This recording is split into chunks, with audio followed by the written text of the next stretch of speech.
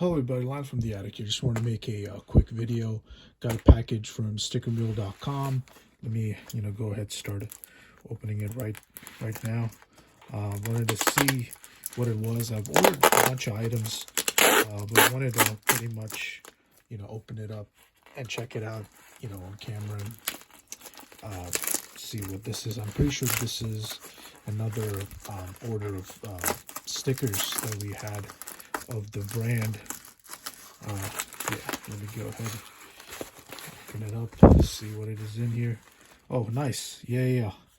Threw in your sample coaster, and we had ordered the logo in holographic, and this is the, oh, nice. Got you the Christmas reindeer mule, and got the studio. We got the sample pack as well. Put that aside. Yep, and there it is. That's the stickers right there. Beautiful. Another sample. I think that's about it. There's nothing else in here. Just wanted to quickly go on the website and show you where, once you go to stickers, you pretty much have to go. There it is, the holographic. It's not glitter, it's a holographic one.